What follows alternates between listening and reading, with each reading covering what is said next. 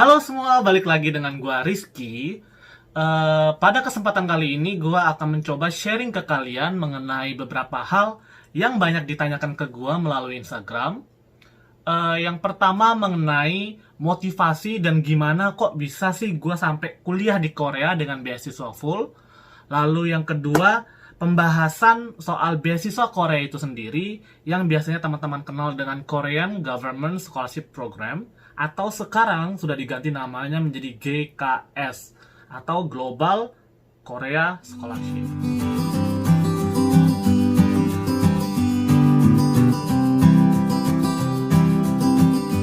Oke, akan ada 3 video yang akan gue upload secara bertahap, yang mana isinya adalah video pertama pengalaman gue sendiri mulai dari motivasi dan gimana kok bisa sampai ke Korea.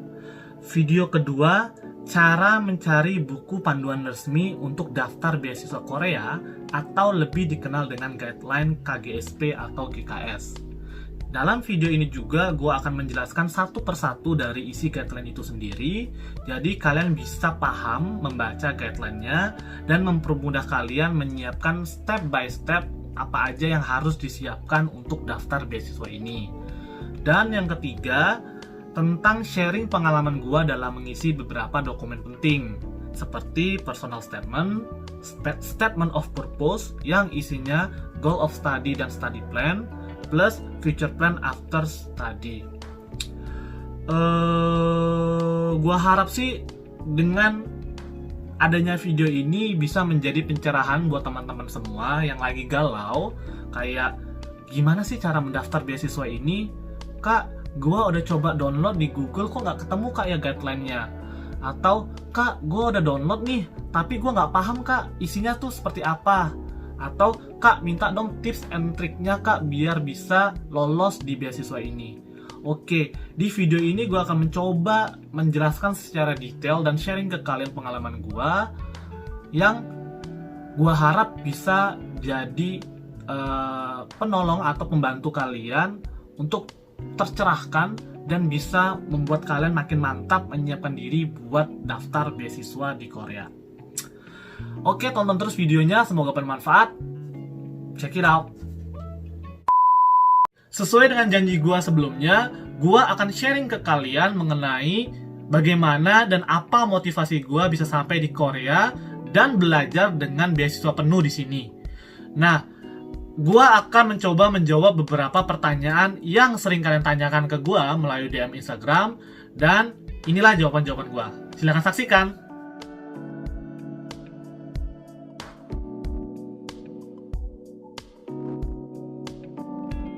Kenalkan dulu, nama gua Rizky Maulana. Gua lahir di Bangka Belitung dan gua besar di Kota Batam. Jadi SD, SMP, SMA negeri di Kota Batam. Lalu gua hijrah ke kota Bandung untuk melanjutkan S1 gua, jurusan statistika di Universitas Padjadjaran. Seperti itu.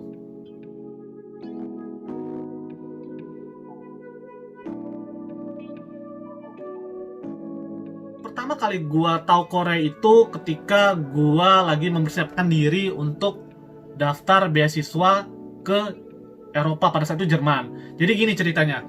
Ketika gue pindah ke kota Bandung, atau lebih tepatnya Jatinangor, gue ketemu berbagai teman yang mempunyai keluarga atau kakak yang sudah pernah kuliah ke luar negeri. Nah, salah satu teman gue yaitu Ina namanya, dia waktu itu bareng-bareng dengan gue, kita punya motivasi yang sama nih, ayo kita lanjut kuliah ke luar negeri. Nah, pada saat itu karena yang gue tahu adalah Jerman, akhirnya kita memutuskan untuk belajar bahasa Jerman. Kita persiapkan, oke, pertama yang harus kita siapkan adalah bahasa. Akhirnya gue belajar les bahasa Jerman dengan tujuan untuk setelah kita lulus sambil mencari informasi beasiswa, kita bisa ngambil program yang namanya au pair kalau nggak salah. Jadi au pair itu kayak program kerja sambil belajar. Nah, di situ gue prepare dan tiba-tiba ada satu teman nih yang sama-sama dari kota Batam mengajak gue untuk ikut tes beasiswa yang diadakan di kampus untuk exchange ke Korea, yaitu Aju University.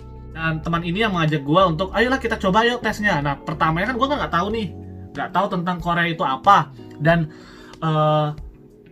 di sana belajar apa sih, masih belum kebayang gue mau belajar apa, terus negara itu bagaimana, dan gue nggak paham sama sekali. Akhirnya kata teman gue, udah nggak apa-apa, lu coba aja dulu, kita coba dulu, yang penting kita tahu nih step by stepnya bagaimana untuk daftar beasiswa ke luar negeri. Jadi nothing terus mau negara apa, yang penting kita paham dulu nih step by stepnya, kata temen gue. Oke, akhirnya gue memutuskan, ya udahlah, gue coba persiapkan semua dokumen-dokumennya, dan keterimalah gue beasiswa exchange student itu, dan gue ke Korea. Itulah pertama kali gue ke Korea 2011. Nah dari situ gue ketemu lagi teman-teman Indonesia atau senior-senior Indonesia yang belajar di kampus yang gue datangi. Nah dari senior-senior itu gue paham nih, oh ternyata senior ini ada yang dapat beasiswa A, ada yang dapat beasiswa B, ada yang dapat beasiswa C. Nah di situ gue lihat, oh ada namanya beasiswa KGSP. Lumayan nih, karena beasiswa KGSP adalah satu-satunya beasiswa yang pada saat itu memberikan kesempatan kepada kita untuk belajar bahasa Korea.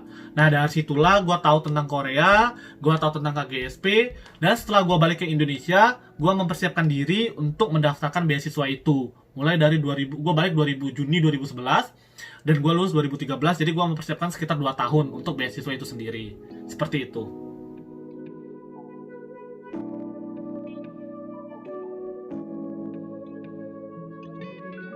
Gue pulang dari Indonesia kan gue udah paham nih, oke, gue pengen mendaftar beasiswa KGSP. Akhirnya gue searching tuh, gue nggak langsung nanya sama seniornya beasiswa itu, gue cuma tanya beasiswa ini mengcover apa aja pada saat itu. Setelah itu gue cari informasinya di Google, gue searching, oh gue dapatlah guideline-nya. Gue mulai pelajarin, oh berarti gue harus nyiapin dokumen ini, dan dokumen ini. Nah dari situ gue list semua dokumen-dokumennya, gue buat timeline kayak oke, beberapa dokumen yang bisa gue dapatkan pada saat, yang bisa gue prepare pada saat itu langsung gue prepare. Misalkan contoh kartu keluarga gue, atau nggak KTP gue, KTP kedua orang tua gue, dan semuanya itu gue siapkan dan gue translate ke penerima tersumpah. Yang selebihnya seperti kayak tes bahasa dan kawan-kawan itu gue seiring waktu gue siapkan selama 2 tahun itu sendiri. Mulai dari research-nya gue, mulai dari achievement-nya gue, dan lain-lain. Seperti itu.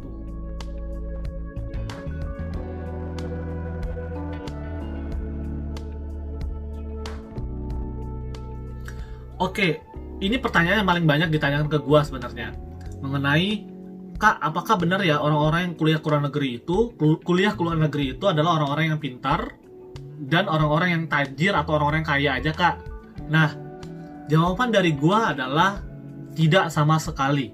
Jadi sekali lagi, tidak sama sekali. Semua orang punya kesempatan yang sama untuk belajar di luar negeri dan mendapatkan beasiswa penuh. Seperti itu. Nah, mungkin sedikit sharing ke teman-teman semuanya, bahwa gua berasal dari keluarga yang bisa dibilang menengah ke bawah. Orang tua gua pada saat itu, ibu gua tidak bekerja, dan bapak gua itu kerja sebagai satpam. Nah, kenapa gue bisa sampai kuliah dan gue dapat beasiswa ke luar negeri? Ceritanya sangat panjang. Jadi seperti ini, ketika gue SMA, gue melihat teman-teman gue yang lain, mereka sudah mulai memikirkan untuk, oh ntar setelah kita lulus, kita mau ke kampus mana nih? Kita mau kuliah di mana nih? Kita mau ke daerah mana nih? Semua sudah mulai berpikir seperti itu. Sedangkan gue pada saat itu adalah, gue bilang nih ke orang tua gue juga pengen kuliah, kira-kira bisa atau enggak? Nah, jawaban dari kedua orang tua gue pada saat itu adalah, udah langsung kerja aja. Lulus SMA langsung kerja, nggak perlu kuliah, karena kita nggak punya biaya untuk kamu kuliah. Dan juga kamu kalau mimpi jangan terlalu tinggi, karena nanti kalau seandainya jatuh, sakit untuk kamunya sendiri dan kamu akan stres. Seperti itu. Itu jawaban yang gue dapatkan dari orang tua gue. Yang awalnya gue sedikit marah, tapi gue juga paham bahwa mereka tidak ingin gue stres dan mimpi terlalu tinggi. Seperti itu. Cuma karena gue basicnya adalah orang yang bandel dan tidak mau pantang menyerah, akhirnya gue memutuskan kelas 2 pada saat itu, gue masih kelas 2, gue memutuskan mencari kerjaan sampingan, yaitu gue kerja di satu fast food restoran di Batam. Gue kerja mulai dari kelas 2, jadi gue sekolah dari pagi sampai jam 1, dari jam 3 nya sampai jam 9 kalau nggak salah, jam 9 atau jam 10, gue kerja dan gue mengumpulkan uang sedikit demi sedikit untuk gue biar bisa kuliah. Cuma kan yang kalian pahami bahwa part time terus juga kerja 2 atau 3 hari seminggu itu juga gak cukup. Nah, sampailah datang di kelas 3, teman-teman kita sudah mempersiapkan UN dan gue juga stop part time. Di situ teman-teman gue udah pada mulai membicarakan untuk ayo kita ke Bandung, ayo kita ke Jakarta, ayo kita ke Jogja. Nah, gue pada saat itu gue mikir, wah gue juga pengen nih, gue juga pengen seperti mereka nih, kuliah di luar. Cuma kan orang tua gue juga tidak mengizinkan. Akhirnya gue mencari jalan. Oke lah, gue nekat, gue bakal kabur dari Batam. Nah, di situ ketika teman-teman gue sharing, gue lihat teman-teman gue, akhirnya gue memutuskan untuk ke Bandung dan ikut tes bimbingan belajar persiapan SPMB di sana. Nah, singkat cerita, gue beli tiket dan gue tidak memberitahukan orang tua gue baru memberitahukan 1 hari sebelum gue berangkat. Gue bilang, gue ingin ke Bandung nih, gue pengen ikutan tes SPMB. Dan orang tua gue shock dong pastinya. Dan mereka shock kayak, terus uangnya gimana? Terus biayanya gimana? Tenang, gue udah punya tiketnya. Untuk tempat tinggal pada saat itu teman gue menawarkan untuk tinggal bareng di sana. Akhirnya alhasil gue ke sana dengan uang pas-pasan untuk tes, dan bahkan untuk makan pun terkadang teman gue membantu gue untuk makan di sana. Nah, gue singkat cerita, gue ikut tes dan gue lulus, dan harusnya bahagia ya lulus tes SPMB secara susah pada saat itu. Gue telepon orang tua gue, ternyata orang tua gue malah nggak senang. Terus biayanya seperti apa? Nah, di situ mulai, oh ya biayanya seperti apa ya? Biayanya seperti apa? Nah, dari situ gue mencoba cerita ke teman gue dan cerita juga ke guru gue pada saat itu. Alhasil kita menemukan jalan keluar. Guru gue membantu gue untuk memberikan mendaftarkan beasiswa. Gue lupa nama beasiswanya apa. Terus juga guru gue sendiri membantu gue uang bulanan pada saat itu. Bayangkan, guru gue membantu uang bulanan untuk gue selama gue kuliah. Itu terima kasih banget kepada ibu yang udah membantu. Lalu ada teman gue juga yang bahkan meminta orang tuanya untuk membantu gue juga biar bisa daftar dan kuliah S1, seperti itu. Itulah perjuangan gue untuk hanya mencapai S1. Makanya ketika S1, gue benar-benar memanfaatkan momen itu untuk mendapatkan ilmu sebanyak-banyaknya. Nggak hanya belajar, tapi juga mendapatkan experience kayak organisasi dan lain-lainnya. Makanya gue ikut semua organisasi di kampus, seperti itu. Dan gue juga bukan orang yang relatif pintar kalau boleh jujur. Gue bisa dibilang orang pas-pasan. Bahkan ketika S1, ketika teman-teman gue dapat IPK-nya 4 semuanya, 4, dan gue cuma dapat IP 3. Nah, cuma satu hal yang bisa gue jelaskan dan bisa gue bangga kepada diri gue adalah gue orang yang tidak pernah malu untuk jatuh dan berdiri lagi. Gue adalah orang yang mau berusaha. Itu gue.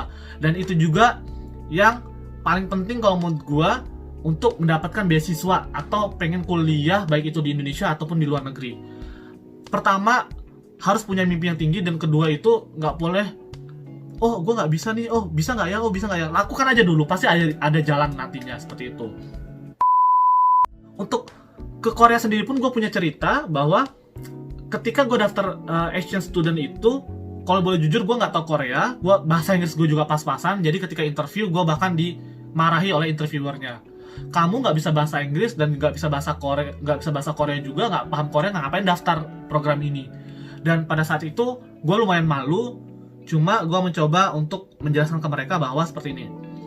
Kalau memang program ini dikhususkan untuk orang-orang untuk mengupgrade kemampuan mahasiswa kampus kita setelah pulang nantinya dari exchange student ke Indonesia, harusnya orang-orang yang dipilih adalah orang-orang yang seperti saya, yang masih memiliki banyak kekurangan, bukan orang-orang yang pintar. Kenapa? Karena kalau mengirim orang-orang pintar, ya mereka pintar makin pintar gitu. Indikatornya sukses, program ini sukses atau apa kan nggak tahu, karena ya dia pintar aja gitu.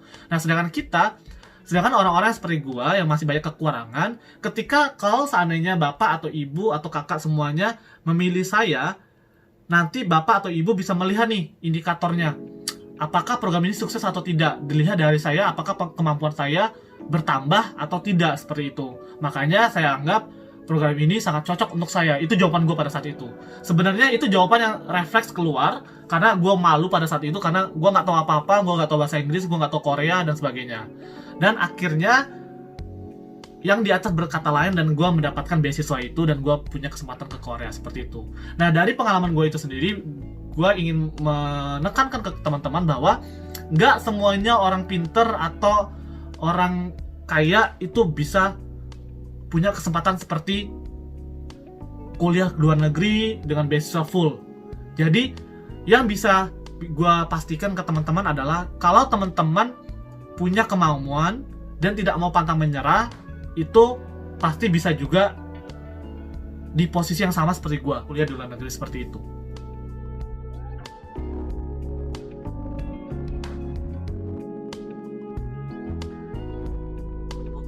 Motivasi buat teman-teman ya yang ingin punya kesempatan yang sama ke kuliah ke luar negeri. Satu hal yang bisa gue jelaskan, yang pertama adalah jangan pantang menyerah. Karena apapun kondisi kalian, baik itu kondisi keluarga kalian ataupun kalian anggap, oh gue bukan orang yang pinter nih, satu hal yang harus kalian punya. Pertama, setting mimpi kalian setinggi mungkin.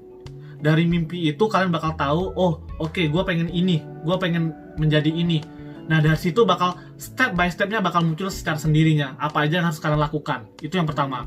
Yang kedua, ketika kalian gagal, jangan pernah pantang menyerah. Karena seperti banyak yang dibilang, kegagalan itu adalah kesuksesan yang tertunda dan itu benar. Kenapa? Itu terjadi juga pada diri gue.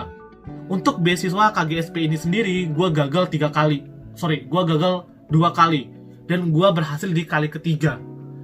Tapi ketika gagal pertama, gue tidak pantang menyerah karena gue anggap, oke, gue gagal berarti kurangnya gue di mana, berarti ini harus gue improve. Terus gagal kedua, oke, gue gagal karena apa, berarti ini harus gue improve. Sedikit sedih pasti, cuma jangan membuat kesedihan itu membuat kalian give up, menyerah, dan nggak mau lagi nyoba.